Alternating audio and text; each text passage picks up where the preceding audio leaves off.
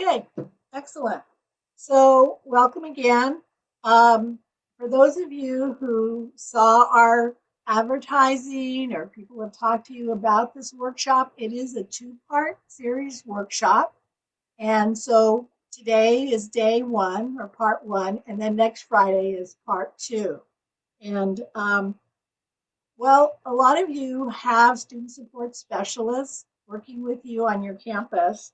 And we got together and we realized that 30 days from now, the semesters, for most of you, the semester will be over. So we're at the close to the end. And we wanted to, we thought about like what would be a good workshop for everybody. You've gone through a lot. This has been a hard year for everybody. And people are embracing the summer and what you're going to do. So this workshop is good for anybody who just wants to equip themselves with some new skills or brush up on some skills, whether you're going to be doing an internship, whether you're going to go to summer school, or if you're going to start a job. It's always important for you in developing your career to have these skills. So we're here today to go over specifically the LinkedIn experience, and that will be the first 30 minutes of this workshop. And then we'll get a quick break, and then there'll be interview techniques. So it's what I'm going to do now is I'm going to introduce you to the speakers for the LinkedIn experience. So we have two guest speakers. One of them is Kathy Laidlaw, and she is the executive director of NAVSE, which was formerly Give Teens 20. But she is a Gallup certified strengths coach. And we're not doing strengths finding coaching today, but maybe that'll sneak into the workshop somehow. And also Anita Chu is with her, and she's also a certified strengths coach. And she worked several years for Lamb Research. Some of you are familiar with that company. But they have, because of all the extensive networking that they've done, and they find that LinkedIn is a very powerful tool. And so they're going to share some of their knowledge with you that you can adopt for your own LinkedIn experience. So with that, Kathy and Anita, please take it over. Thank you very much, Marina. We appreciate your kind introduction. And I'm going to start to share my screen. Hopefully you all can see it. And it is NAVSE because we help teens and young adults navigate their future. So Marina, we're going to work on that pronunciation. It's okay though, I forgive you. So welcome everyone. Happy Friday. Super excited that you're all with us. I'd like you to just take a quick look at this study, which tells you that a comprehensive LinkedIn profile boosts your chances of getting a job. And we're going to briefly go into what is a comprehensive LinkedIn profile. Also, I wanted to let you know that Ms. Gonzalez will have this slide deck so that if you want any of the resources, you will be just ask her for it and she'll be happy to share that with you. So let's see, how do I change pages? Huh. Okay, this is interesting. Okay, I have no idea how to. She's using Google, that's why. Have you put tried your cursor down? Yeah, down. Okay, there we go. Woo! Okay, the purpose of LinkedIn. Now, this young man, Jonathan Javier, he is with Juan Salting. I highly recommend that you look him up on LinkedIn and follow him. He says that the purpose of LinkedIn is to make genuine connections with like-minded individuals. if you're going into your LinkedIn network with the purpose of only serving yourself, only bettering yourself, it's not going to be a good experience for you. I want you to take a look at this like a bank account. In other words, you want to put in more deposits than you make withdrawals. So instead of constantly asking people for job leads, asking people for resources, asking people for mentoring, consulting, on and on and on, make more deposits than you make withdrawals. If you have that mindset, LinkedIn is going to be a very, very powerful tool for you and will work with you in a lot of different ways. As you can see, LinkedIn as a tool is great for researching companies, job potentials, etc., for networking, for your career search, and for additional resources. For research, on careers, you can learn about careers you're interested in by utilizing this search function and a lot of different things. And we're going to take you onto LinkedIn and show you how this works. For education, you can research schools, majors, etc. Individuals, this is excellent for interview prep. If you know that you have an interview with Millie Jane with Google, then you go on LinkedIn and you look at her profile and you can see areas of interest. You can see where she went to school, etc. These are all conversation starters. Resume modeling. If you see somebody that's in your perfect job, look at their resume. Look at the chain of events that got them where they are. Steps in career progression. Same school alum. That's a big conversation starter. What you have in common, who attended your dream school and your major. Always attempt to connect by writing a professionally worded, personalized invitation. Never just boom, boom, boom. I just want to connect with no message, because people will not connect with you. I never connect with anyone who does not have a personalized note that goes along with their invitation. And I have over 750 contacts. Attempt again to add more value than you ask for in return, and start now with your schoolmates, start with your instructors, your education coaches, etc. Career search, find those succeeding in your dream job, attempt to connect with them, sharing your goals in that personalized invitation. People want to help this next generation workforce. So have that in mind. Do not be afraid to ask to connect. Do not be afraid to ask for help. But again, make those deposits as well. Groups are huge on LinkedIn. We'll get to that. All right, so now we're going to take a tour, and I'm going to stop. Wait a minute, maybe I can escape out of this. Yay! All right, so do you guys see my LinkedIn page, or do you still see the presentation? We see the LinkedIn. We see You don't see my LinkedIn, or you see the presentation? your LinkedIn page. Thank you. Okay, so we were talking about a profile. I'm going to go up to me, and we are going to view my profile real quickly. Like I said, I'm going to go through this quickly. There is we have a slide that will be sent along that will basically go through the profile, what you want to work on, what sections you really want to focus in on. Most important thing, pictures. You want a clean headshot, and you want a fun background picture.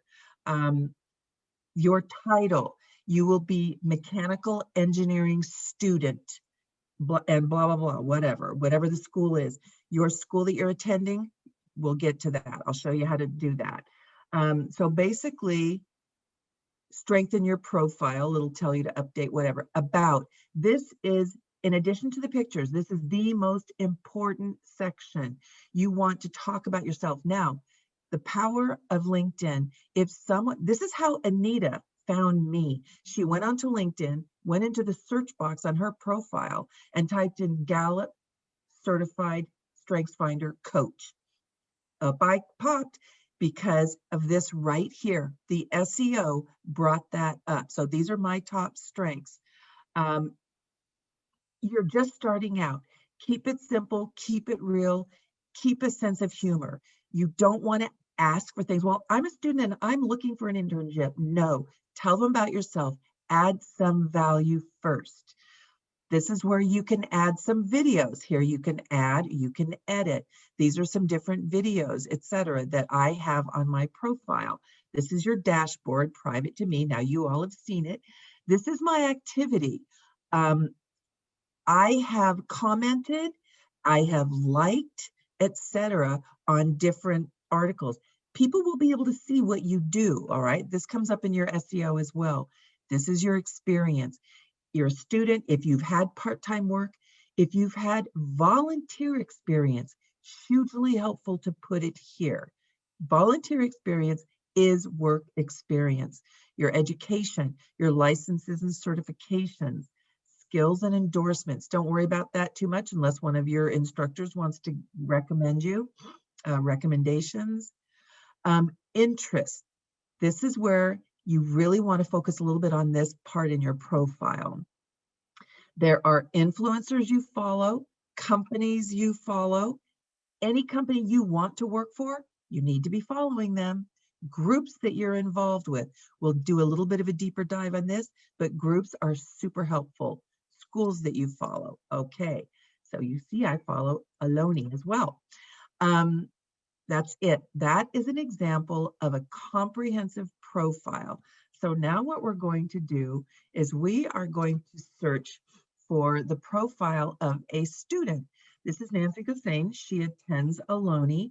She was part of the student cohort that Anita and we administered an assessment, the Clifton Strengths Finder assessment, and then coached these students on their unique strengths. She then went into an internship with this new vocabulary. So let's look at this. Cute picture, a little bit of a cluttered background. I would recommend a cleaner background. And I would also recommend something fun here. If you're going into mechanical engineering or whatever, you know, just a background shot of like gears, wheels, something that you're interested in. As you can see, she is a first degree connection with me because she typed in a personalized note. First degree connections. Now, if she is looking to find somebody who works for SEEK, C-E-E-K, stands for Computer Geek. They're all the AI visual stuff. All she's going to do is type in SEEK. And because I am a first degree connection with her, one of my connections, Mary Spio, the founder of SEEK, is going to come up as a second degree connection for her. So all she has to do is say, Kathy, would you please, you know, give me an introduction to Mary Spio with SEEK. Depends on what the reason is, may or may not do that. Mary's a bit of a baller, you know, she's kind of traveling the world and doing fun things. But at the same time, that's what that's all about. I'm a first degree connection. My first degree connections will come up to her as a second degree. You can see her title, Civil Mechanical Engineer Student, Engineering Student, Treasury of Society of Women Engineers, right there under her interest. Society of Women Engineers and her college. As you can see, she's got 35 connections so far. I think I was number 1 or 2. Good for her. Now you can also see where we have mutual connections, and this is great for networking. Activity. I don't understand that there, but this is her experience. She's a volunteer for Society of Women Engineers, her local branch. She also works at Amazon. This is her internship that she had last summer. It's work experience, her education, skills and endorsements. She doesn't have any yet, no big deal. Now, languages. She speaks ASL, Arabic, and English. She doesn't have English there. That will come up in her SEO. So make sure that you add your first language as well. Her interests. She plans on transferring to San Jose State. Very, very valid interest. LinkedIn, what's not to like? Follow it. This is where she had her internship. An influencer, structural engineer. This is one of the groups that she belongs to. Let's take a look at her interests. That's her only influencer. The companies she's interested in, you can see that. The groups. Now, OHLONE Math Gateway program, that's the program she was in at OHLONE. Structural Engineer USA, Civil Engineer Career Network. Look at the number of members, 19,000, 15,000.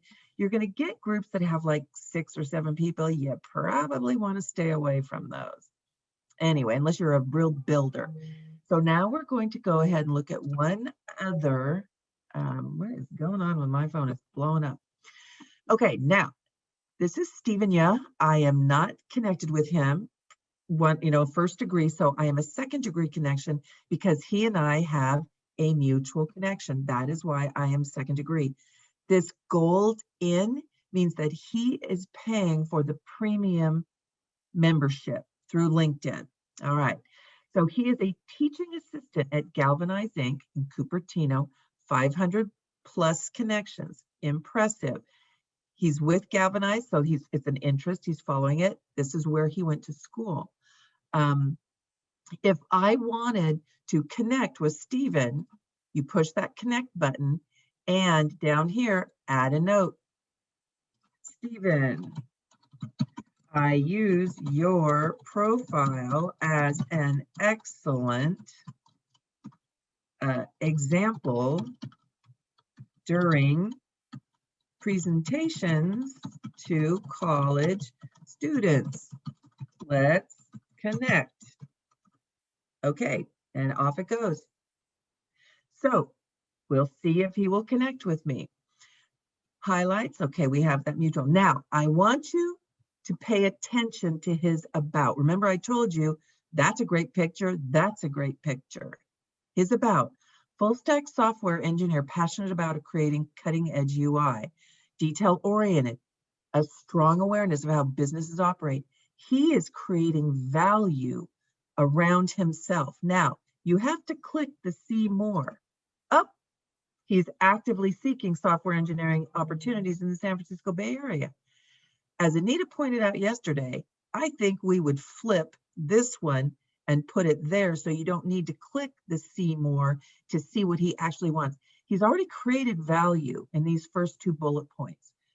On your 3rd bullet point, because that's all you get if it's one line, until you have to do see more, that's where you say actively seeking whatever you're seeking. Make sure you don't have to click see more to get to that. So see all activities. Now, he liked a post about Facebook. He liked a comment on this. He liked another comment. He liked this on Google. So he commented on this. Now, this is about, basically, it's like if you want to come work for Facebook. So he commented, he says he's interested to the person who wrote this, or I'm not sure how the connection is on this, but I am hoping, let's do see more. Right here, if you're interested in working at Facebook, we're actively hiring. Click on the link.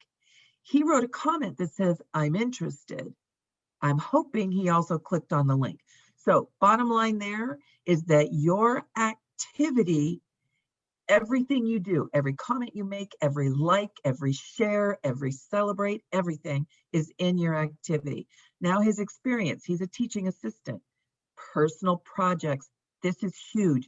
One of the Microsoft engineers, he was an Xbox engineer who got hired at Microsoft, was hired because of his personal projects. So definitely list those under work experience, especially if they're relevant to your field. So you can see what he's done. Now, energy analyst. Let's look at his education. He went to Hack Reactor in 2019. Before that, he has his MBA in marketing and his BA in environmental studies. Ruh-roh, he says he's interested in computer or software engineering opportunities. So what this tells you is that his education, he pivoted, which is actually very cool. If any of you are pivoting, be sure to highlight that on your LinkedIn profile. It shows that you have a commitment to this new area. You're prepared for other areas, so you bring a really well-rounded experience to the process, but definitely show that, all right? His skills and endorsements and his interests. Let's take a look at all of those. 3 influencers, lots of companies, all right, which is smart, especially if you want to work for them. Groups, Coding Bootcamp Network. I think I'd belong to a few more groups, but you know, because they really enrich you. So next, what we are going to do is get back into my profile, because I notice he has 500 plus. How many connections do I have? Oh, 500 plus. Okay, so I've got over 700, almost 800 connections. So the reason that we're going to search for mine is because of my more robust profile. Mechanical engineer, look at this, in jobs, in people, in groups. So if you are looking to get an example of jobs that are out there, basically we'll click on that. You're going to be able to see all of these different jobs. All right. You can see the date posted, experience level, the company, etc. All right. Now we're going to go back to mechanical engineer. Whoa. In people. And here are people who are either within my network who are mechanical engineers locally to me. So let's choose one of these. Okay, ooh, he's a mechanical engineer at Lawrence Livermore Laboratory. Okay, so let's take a look at his profile. Nice headshot, nice background picture, tells you he's interested in the environment. 129, okay, so we have a common connection. All right, so let's take a look at how he got to where he is as a mechanical engineer. All right, his education, he went to Letourneau, I guess that's Canada. Summer admin student, oh, at Lawrence Livermore. Engineering summer student. Okay, wow, look at the stuff he's done. Mechanical engineering co-op. That's interesting. I'm not clear on all that, but you guys can go ahead and, look into it more. Now, mechanical engineer, if you wanted to take a look at his profile and reverse engineer how he got to where he is, this will tell you, all right? Now, if you are interested in looking at his profile, I highly recommend that you write down Matthew Roberts or take a screenshot, because this connection will not come up on your LinkedIn. It's coming up on mine because he and I have a shared connection. All right. So Anita, what else were we going to look at? Okay, so we talked about using the proper language, professional and the personal language. Could you speak to that? Can we use the type of language you use texting our mom and family, that type of language? Or Oh, should we stay professional consistently? absolutely. And I have to think that we really don't even have to say this, but I want you guys to be so careful. I mean, you guys are living out loud. We are all living out loud these days. There is no more privacy. And so we have to have silos. I know silos in your work are not good, but silos in your communication is very good. My son and I have a very, very different dialogue than I have with anyone else. He's a former Marine, he's now in the Army, and he and I both cuss a lot. Okay, that's one silo. There's another silo with other adults that I relate to on a professional level. There are adults that I relate to on a personal level. And the same thing holds true for all of you. When you are connecting, or asking to connect, make sure that you're using that professional vernacular, that vocabulary that you want to be known as in that environment. So thank you, Anita. That's a good one. All right, so now we're talking about groups, and I told you how important groups are to belong to, because it really increases your feed, because anything in these groups is going to increase your feed and kind of the interesting information that comes onto your LinkedIn profile. So here's Worldwide Mechanical Engineer Jobs. Basically, this is a recruiting site. Get that filed right. If you're interested, fine. Otherwise, don't get too sucked into these recruiting sites, especially right now. But do notice there are 61,000 members worldwide. Mechanical, see, these are mostly recruiting. Okay. Design and manufacturing, 4.7 thousand members. Fresher, I have no idea, but 10,000 members. And here's one in Brazil. That's kind of cool. Here's one in Israel. Super cool. So power and utility, project engineer careers. So, and there, as you can see, there are pages, up to 42 pages of groups for mechanical engineers. So really put this to work for you. Okay, so does anybody have any questions? And if you guys want to check the chat, please go ahead and list any questions if there's anything that you would like to be shown. Schools, like I said, are also really good to research. Messaging, obviously, keep it professional with your friends. You can have any type of Oh, you know what we could do? We could go back. I think I'm going to go back to I'm going to stop sharing for a moment, and then I'm going to go back. Oh, did we have a question? I'm going to share screen. Oh, okay. There is a question. Marta is asking, how can we tell the difference from a recruiting group and the other groups? Marta, I'm going to recommend that you click on the group that you come up with in your search and just take a look at it. You'll be able to see. And when you're looking for a job, those recruiting groups will be good. So don't be afraid of them when you're looking for a job, but get yourself situated with your certifications, with your degree, with your internships behind you before you get started. But it's really smart to do that research now and look at the different groups, because you'll be able to kind of get a sense of the background and culture for each group. All right, let's see if I can go ahead and share my screen again. No. Hang on a second. I'm going to have to get my Dealy Bob up again. Here we go. Here we go. Okay. All right. Now I'll try to share again. Technology, love it or leave it. Right. Here we go. All right. All right. We just took a brief tour, like I said. All right. So here is your profile. What does that say? I can't read it. Checklist. Your photo we talked about, your name.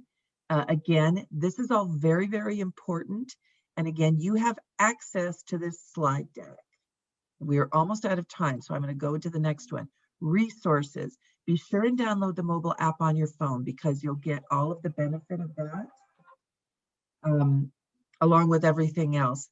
Again, Jonathan Javier with Consulting, highly recommend you check him out. He's very good with interview help and hacks with all different kinds of things. So definitely check him out. He's got a blog. He's got all kinds of things going on. Now, this is how to record and display your name pronunciation on your profile. Again, you will have access to this.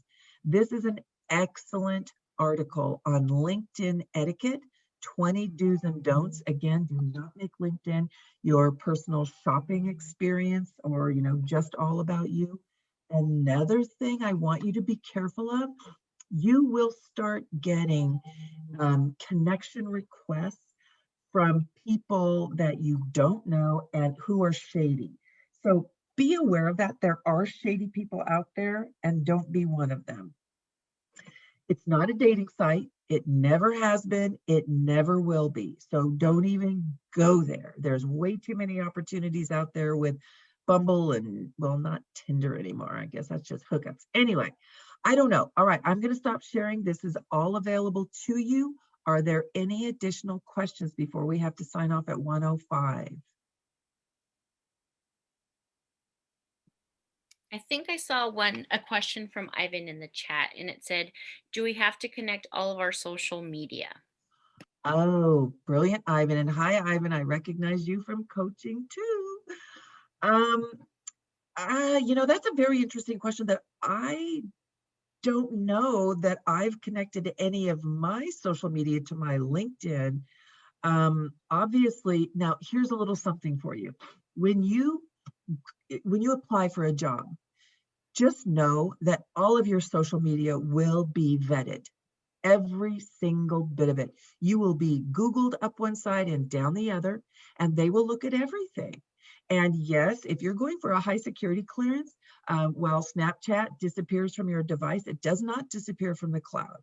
So we all have an IP address, and everything we've done with that IP address is connected to us. So just know that, keep it professional from this day forward.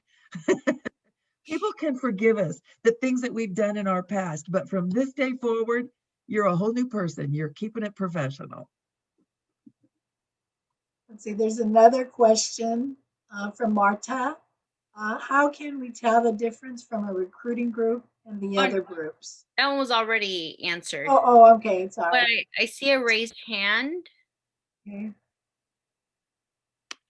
I don't. Leah? All right, thank you.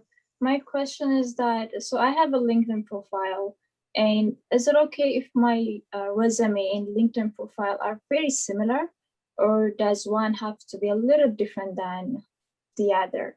Like, it's hard to put everything that I've done on my resume because the resume has to be a one page. And then my LinkedIn, I can put anything, everything Yes. that not that most things that I've done that I believe are relevant. Yes. Let The me wo- answer that real quickly. There is that section where you can upload videos and other things. I would upload your resume there, and I would inject a little bit of personality into your LinkedIn profile. You want to talk a little bit about who you are, because just having it, I'm a full stack designer, I'm this, they see 1,000 of those a day, recruiters and other people who are looking back. What they want to see is a little spark of who you are, what makes you unique. I'm into Balinese dancing, or I'm very into the environment, or make yourself a well-rounded individual, because that's what companies are looking for. They don't want the one-dimensional full stack developer. They want the whole person. They want to know what you are going to bring to the team. Great question, though. So upload your resume, but make your LinkedIn profile unique and interesting. Okay. Interview tips. Okay, so that's when you come back from your break. All right, so here's a quick tip around your interview tips. There are assessments out there. One that Anita and I love is called Clifton Strengths Finder. You can take it for $19.99. It will tell you what your top 5 strengths are. You're going to get a report. There are like 3 reports. A little redundant if you ask me. Go to report number 3, which is your theme sequence with action items. It's going to tell you all about your strengths. It's going to be a very unique report too. It's completely 100% individualized to you. So it's not boilerplate. And what that report is going to give you is vocabulary around your strengths that you can take into interviews. So the first question they're going to say is, tell me about yourself. And you need to be prepared for that. So if you know what your strengths are, you're leading with positives. If you already have a vocabulary around those strengths from that report or from any coaching that you may get, you've got that nailed. So that is the best advice I can give you. Know what your strengths are, be ready to talk about those strengths and times in your life, in your past, when you've used those and what the outcome was. So be prepared with stories. That's what they want to hear. Great. Thank you so much, Kathy. I think with that, we're good. Hopefully, if people have questions, you can always send them in the chat and we'll share them with Kathy later and make sure you get an answer. And Kathy, with your slides, we can make these available to all of our visitors today. Well, if I get a list of everyone, I think it might be easiest just for me to send to you and you can share if that's all right. Yes. I just wanted the students to know that they will get that. So, Absolutely, yes. So, and okay. thank you all for your attention, your time, and you know what? Very excited for your future. Just know, people ahead of you, and generations ahead of you, we want to help.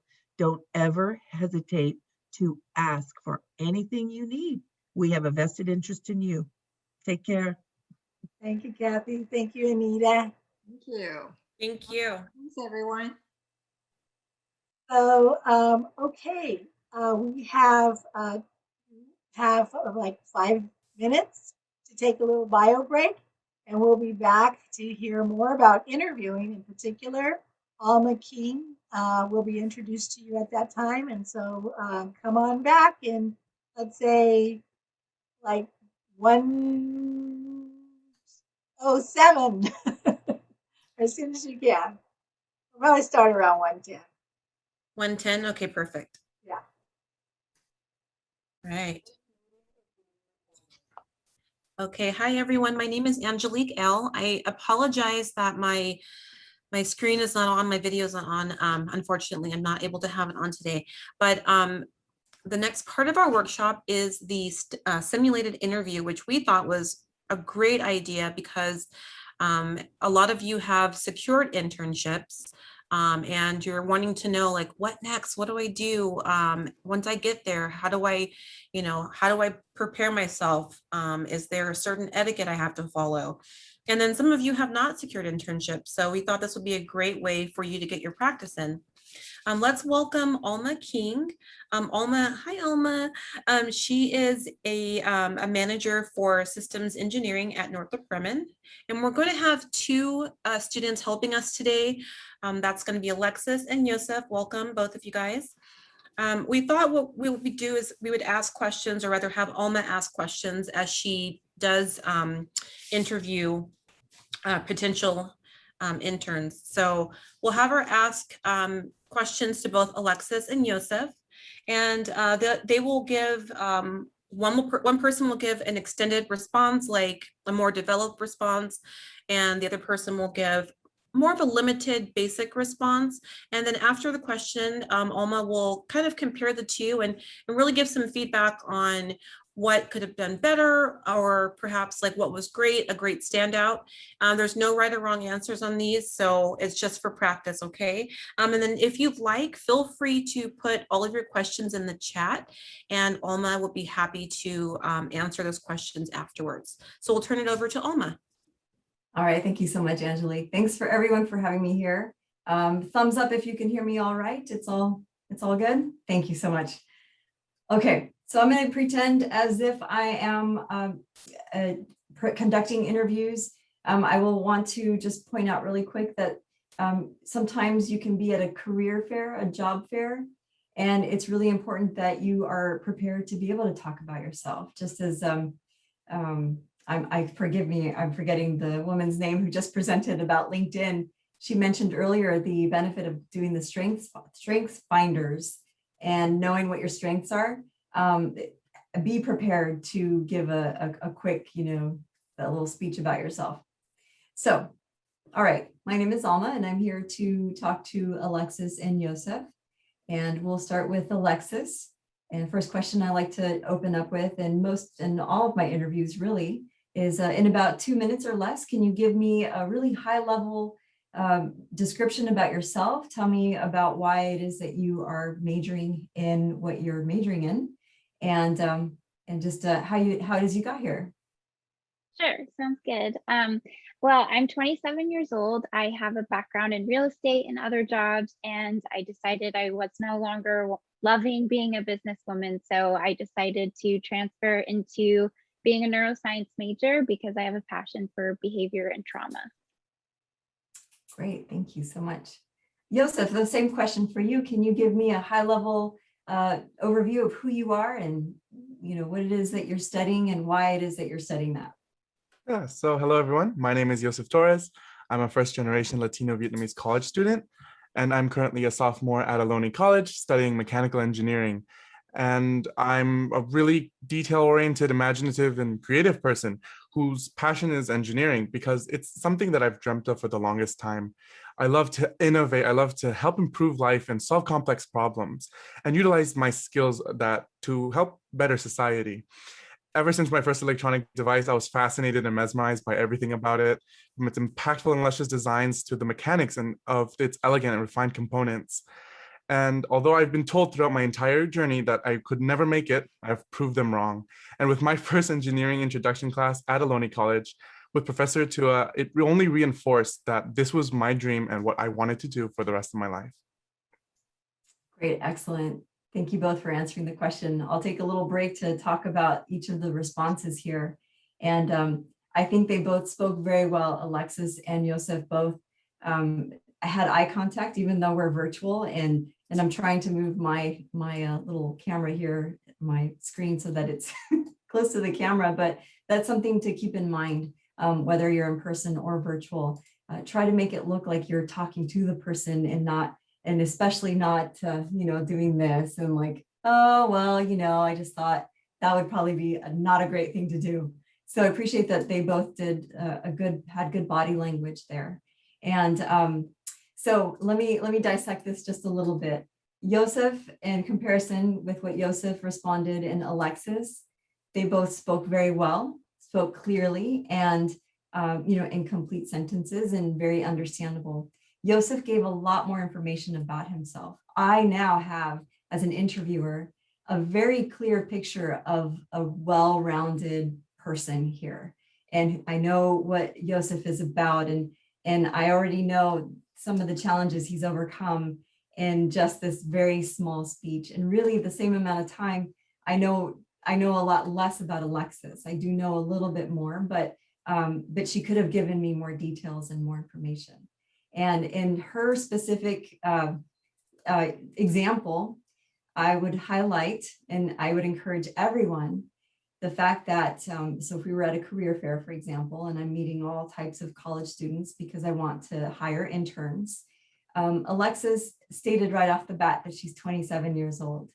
And that's not your typical college student age, right? Most college students are, between 18 and 24 years old. But I would recommend that she, really highlight that and use that to her advantage to be able to say that I'm not your typical college, intern. I've had a previous career, I've had previous experience in something completely different. And now I decided to do this, and then really hit that, why you've decided to change. So which she kind of touched on a little bit, but could have done a little more. And if she had done that, it would have made an impression. It would have made me remember her a little bit more. And as a recruiter in the past, what you're typically doing is people are walking up to you and they're handing you resumes right then and there. And that would be an opportunity where I'd be writing notes right off the bat. Okay, hey, we want to talk to her because she's not a typical kind of college intern, and I think she might be great for my team, or whatever it is. So when you see me taking notes, it's usually because I am actively listening and trying to understand who the person is. Okay, we'll move on to the next question, and then we'll continue in the same order. So Alexis, tell me about a project in one of your classes, preferably, like a neuroscience type class, or not, doesn't have to be, but tell me about a project that you've worked on, and what was your role in that project, and how did it go? Sure. In one of my neuroscience classes, we had to work together on creating a diagram explaining how neurons fire and connect. We also had to put a presentation together explaining in detail what a neuron is and how the structure of it helps the neuron function. We were only a team of 3, and we didn't assign roles. We just kind of divided the work up evenly. But even with that, I noticed myself leaning more into the leadership role. And there's 2 aspects of that I want to touch on, not to puff up, but it's mostly, I like to have things structured ahead of time. And so that tends to benefit the team. So when we divided up the work, we said that we would meet these 3 times before our initial presentation. And what I found myself doing was the night before, I created a structure for our meeting, our outcome and our goals for that meeting. And it really kept us on track. And then another thing I reflected and learned about myself was that even though I tend to lead into a stronger strength, it comes from a place of learning to trust and have a little more patience with my team. Excellent. Thank you so much. Yosef, I'm going to ask you the same question. Tell me about a project that you were in for hopefully an engineering class, and what was your role in that project and how did it go? Yeah, so in one of my engineering classes at OHLONE College, we were tasked to solve a United Nations Sustainability Development Goal, and we were tasked to tackle one of the 17 topics. I was a project leader, and it was an excellent experience. One major lesson I learned from the project is putting differences aside, and with people that you may not even want to work with, and just getting that experience taught me effective communication. Okay, excellent. All right, I'm going to take a little time out and talk about both responses here. And again, I will always point out that they were well spoken. They both spoke very clearly, and they both made eye contact into the camera, which was really, really great. So in person, you would definitely want to keep that eye contact and speak clearly. And you'll notice the responses were slightly different. Alexis gave me some great information. She gave me details about the project, and then to talk about how her role evolved. So it wasn't, you notice that she pointed out, we didn't assign roles, but this is what happened. And that's important for me as a recruiter and a hiring manager to hear more about her personality and what she's like in a team environment. In industry, I work for Northrop Grumman, so we're a defense contractor, and there is nothing that you would ever do that where you are completely and totally by yourself. You are always working in a team, always working in a team environment. You are responsible for a portion of it by yourself, but you must contribute to an overall team. That's just how it is. So as a recruiter and hiring manager, I want to see that people can work well with others. And Alexis, I think, gave me some really good examples of that. And she bragged about herself in a really cool, humble way. And so that takes practice, and that is hard to do. And I know everyone just hates to do it, but practice it. Use your own natural language that you would use. Alexis, she segued into it in a very good way, and it did not come across as a bragging, in a negative way at all. It was very positive. So that was good. Yosef's response was just not as detailed. And so I want to point out that if you're in a career fair environment, it's usually very crowded. People are coming and going. It can be noisy. A short response is going to be okay. But if we were in a sit-down interview situation where I've got 45 minutes to an hour with one person, with Yosef, I'm probably going to have dialogue. I will have like a more follow-on question. So he mentioned this project that he worked on. He didn't answer, another follow-on question would be, okay, Yosef, thanks for telling me, but what did you learn out of this? How did that happen? I would ask for more details. And in a long formal interview environment, that's okay. But when you don't have a lot of time, give those details upfront and practice that, doing it quickly. All right, we'll move on to the next question. And typically I'm looking at a resume. And so Alexis, we'll start with you again. You've got some work experience here, and it's not in neuroscience necessarily. What are some major lessons that you learned from your previous work experiences? I have work experience in the restaurant industry with management, and then the real estate background and having my own business before starting at school. So basically what I've learned from that maybe could tie into my next field is time management, team building skills, things like that. Okay, thank you. Yosef, tell me about something important that you've learned from your previous work experiences. So last summer, I was given the opportunity to have my first internship as a manufacturing engineer intern at Ehle. I worked on injection molding and casting manufacturing, as well as quality control on the cross-car beams for the Tesla Model 3 and Model Y, as well as a production floor manager to improve the efficiency and safety. And so throughout that entire internship, a very valuable and important lesson that I learned, and I'm still developing to this day, is how to say no. Throughout my last internship, I was tasked with numerous projects, and it was already more than I could swallow. Yet as more and more projects came along, and as more engineers asked if I could assist them with other projects, I just kept saying yes, scared to disappoint or just not represent OHLONE in a good way. And after discussing with the manager as well as an engineer, I learned that it is okay to say no. And if you say yes to everything, it's going to affect that performance as well as your deliverables quality. So I learned that it does not mean you're a bad intern, neither a lousy one. It shows that you care for the quality and you rather want to focus on its quality rather than the quantity. As long as you are showing that you're hardworking, focused, and determined, and you want to achieve the results, it doesn't matter how many projects you take on because you're already making a giant impact on the company. And if you do end up having a lot of projects, go ahead and contact, your manager or other engineers and ask what to prioritize. What are the, deliverables that I have to prioritize? That way it shows effective time management. And you can always ask help from other engineers to help you work on this project and have a good standard of deliverables. Great, thank you so much. All right, both excellent responses. And I think we could all tell that Yosef had more information and he provided some reflective information. Do you notice that he he's taken time to think about what he learned, and be prepared to answer those types of questions if you've not done that already.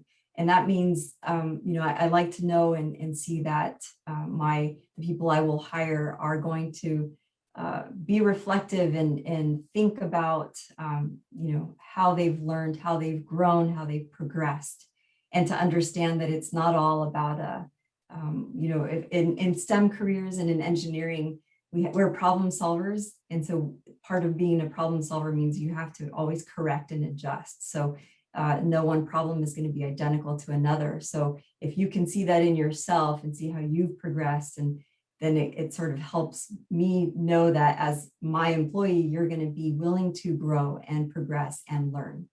And so Joseph really gave me that clear picture in his example of the internship last summer. Alexis had some really good information. It just was very, very abbreviated. What I would probably do is just elaborate a little more. And for many of you, you may have had those part-time jobs while you're in high school, for example, and it had nothing to do with what your career was. But think on that, and you will still be able to, if you think hard enough, pull the things out that you've learned from those jobs. So Joseph gave me a great example from a previous internship. If I were really interviewing Joseph for an internship at my company, I would look down further on his resume. No, tell me about that time that you worked at fast food restaurant, store, whatever it was, something completely unrelated to engineering. I want to know what you learned from that, because if he can make a connection to me, that's a little harder to do, right? The work is not the same. So I learned how to communicate. He mentioned that before. I learned how to appreciate all types of people on my team. I learned, time management. All of these things are important for me as a recruiter to know that, yeah, you're going to be a great contributor to my company. Okay, thank you both. You guys did great. Next, the last question here, and then we'll whatever other questions you may have, please put in the chat. We'll definitely get to them. Okay, Alexis, as an intern at my company, you might be asked to complete tasks that require you to use tools that you've never used before. Tell me what your plan is on getting that done, and if you have an example of having done that before. So tool is brand new, you've never done it before, but you have to use it to get your job done. What's your plan? Sure. I love to learn new things. So first I would kind of assess the situation. Am I in a more independent environment where I'm going to have to figure this tool out on my own, or am I more closely related with my supervisors or some people that have utilized this tool? But essentially I would want to figure out how this tool works, because it does have an impact on the task itself. Obviously there's a close connection. So if I'm independently working on this task and it's a new tool, I would try to figure out this tool, like YouTube videos, researching anything I could possibly do to find these tips and tricks so I can accomplish my task more efficiently. But if I am doing it more independently, I would allocate more time for these kind of hiccups in trying to learn this new tool. If it's more of a team based, or I'm interacting with supervisors, anybody who's used this tool before, I would do my own research first on the tool, come up with questions to say, hey, I'm not quite sure how I would manipulate this to, function for this. What was your experience with it? And then from there, I would tackle more of a timeline of getting the task done. Great, thank you for your response. Joseph, same question for you as an intern. And you've probably done this before. For you, I'm going to change the question a little bit. Can you give me an example from a previous job or internship or project where you had to complete a task and that meant you had to use a tool that you had not used before or very little proficiency? How did you learn it and how did you complete the task? So if I'm given a tool that I've never used before and I needed to complete that task, I'm going to go ahead and ask questions. And I might also do some video research or search up for a manual. Once I finish learning that as much as I can, then I'm going to go ahead and test it. Once I'm comfortable with it, I'm going to go ahead and proceed and start working on that project. Okay, So two different responses. The examples are different as well because if you noticed, I was using a previous response for Joseph to build on to the next question. Now, the way he responded was very brief and succinct. It wasn't too bad, but I did ask, if you notice, I said for him, since I knew he had previous internship experience in engineering, I asked him for an example, a specific example. And Joseph's response was a little more similar to Alexis, where I didn't ask her for an example. I said, how would you do it? And his response was, oh, here's what I would do. So that's something to keep in mind. I would like to highlight to everyone that previously, that's how I was trained to conduct interviews, is to ask for specific examples. And the philosophy there is that if prospective employees can give me a specific example, then it means that I am a little more confident that they can continue to do that for my company in the future. So pay attention to the wording. If they're saying, give me an example, it's okay if you don't have one. You can say, I don't have one that I can think of right now, but I think this is what I would do, or try to relate it to a school example if there is not a work example. And Alexis, your response was really, really great, talking about what you would do. I think I want to make sure that everyone knows that our wonderful volunteers here, Alexis and Joseph, did have a copy of the questions in advance. So I would say that she answered it fantastically. Both of you had great answers and that you were ready right off the bat. Don't feel like your responses are going to be quite so polished because you may not always have those answers in advance. But I think if you can practice these types of questions and practice speaking about yourself in this way, then you'll be better prepared for whatever types of questions you actually do get. All right, so I thought it was great. Thank you, Alexis and Joseph. Do we have more questions? Yeah, that was wonderful. Thank you, Alma, Alexis, and Joseph. We really appreciate it. I would like to see if, Alma, you can just touch on briefly, you did mention virtual etiquette. I have had the privilege of hearing you speak before about your own personal journey. And one of the things that you mentioned is, there have been interns that have excelled more than others. Perhaps some were more of a go-getter type. Some were complaining quite a bit. Can you just touch on briefly? Yes. We don't have a lot of time, but touch on briefly what will make you stand out once you've secured the internship and you're there. What's a standout? Yes, something to keep in mind, and I tell this to all of the students that I will talk to in this environment. Your internship, if you have one already and you've been fortunate enough to be selected, that is your foot in the door, and consider it a 3-month-long internship if it's for the summer. And if it's for the year round, it's still an interview. You are being watched, you're being tested, you're being observed, and this is all in order for us in the company, us leaders, to determine whether or not we want to bring you back as a full-time direct employee. And I do have a specific example where one summer, because of the classified environment that I work in, that particular summer, we just didn't have enough unclass work for our interns to work on. So unfortunately, the work that the 2 interns I had was not so exciting, but it was really helpful to the engineers they were supporting. And unfortunately, and I knew, they both told me, we were very honest with each other. They thought it was a little bit boring and it wasn't so exciting, but one of the interns was a little more, it reminded me about how bored he was over another one. And that intern didn't produce or didn't complete as many of those tasks as the other intern. And so at the end of the year, end of the internship, when I had to make the decision of only bringing one back for the next summer, I decided not to bring back the young man who had been very, had a poor attitude about it, did complain a lot about it. So there's a way to express your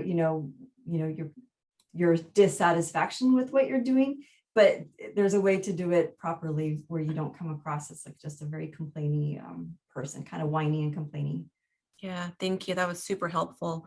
It looks like Miguel has a question in the chat. When you're interviewing potential candidates, what have been some of the best questions you have been asked from a candidate? Oh, some great questions. I do enjoy when candidates are, when they do some research in advance and ask me specific questions about the company. That's always really cool. Like, I noticed that in San Diego, Northrop Grumman is doing this. What do you see as the future? Or, things that makes me know that they're thinking about, they're really thinking about the future with the company. I think those are always great, but, do it in a genuine way. Sometimes I can tell when folks are like, oh, I just read this. What do you think? That's Right. always kind of funny, kind of awkward, but. Great. That's great advice. Thank you. Marta would like to know, she says, I tend to rush my talking when I get nervous, especially when at a career fair, doing those quick interviews in front of others. What are some tips for calming down before an interview? That's a great question. I think we all get nervous when we're going to talk, and especially when we're meeting strangers, and it's a lot of pressure, right? Because they're listening to everything that you're saying. I recommend that you just, take big, deep breaths before you get started. If you remind yourself, if you think you know that you're a fast talker and you talk a lot, I talk a lot, but I'm not usually so fast. Take a pause and just take a quick, deep breath. It may seem like an eternity to you, but it probably isn't. So if you can remember to consciously remind yourself, if you know that you're that type of talker, to take a pause and breathe. I always bring a bottle of water to an interview. Some interviews will provide you water. And so, while they're asking you a question and even if you're not thirsty, it gives you like a little tiny quick break so that you're not talking so fast, slows you down. Yes, that's definitely true. I've tried that before and it for sure works. Well, thank you so much again to Alma, Alexis, and Yosef. We really appreciate your time. I'm going to go ahead and turn it back over to Marina. Unless we had any more questions. Anyone? Oh, we do. Timothy? You can just unmute yourself if you'd like. Or was Timothy just saying, great job? I think he was saying great job. Hey, Angelique, can I say one more quick thing? Yes, of course. Yes. All right. So I just need to, I feel like I need to say something, but just, I'm at a defense contractor and most of our employees hold clearances. So there's secret level clearances and there's top secret clearances. There's a few different levels. And it really is important what you've got out on social media. So, true. If you do keep it a LinkedIn site, it's a good thing to do.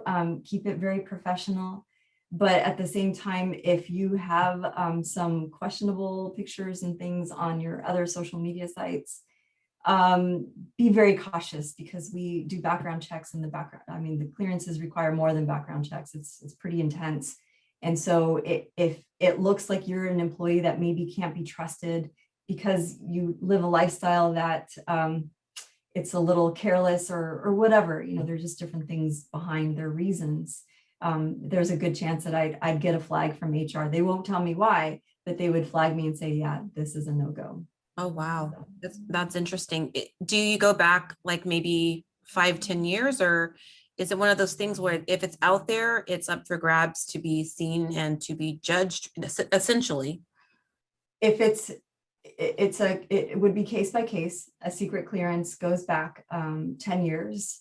So every 10 years I have to update or renew mine and go through the whole review process. And they ask you all your relatives and ask you about your finances. Finances are a big deal. So being financially responsible is really important. It's, I think, more a question of, is it a consistent demonstration of a certain, if it's a one-time thing that you posted a picture of some crazy, bachelor party that you were at, that's not the same as like, oh, every single post is, something to do with overdoing it with alcohol. How is that going to work for someone who holds a clearance? Wow, that's honestly, I didn't even think about that. That's really good advice. I know it's kind of a bummer because, you know, people put it's true, you're living your lives out loud, but I think as you grow and mature, you kind of realize how important it is to have some privacy as well. So something to keep in mind. Absolutely. Any other questions for Alma before we turn it over to Marina? All right, Marina, it's up onto you. There are two others. There are two others. Oh, I'm sorry, I didn't see them those. here. My apologies. Yeah.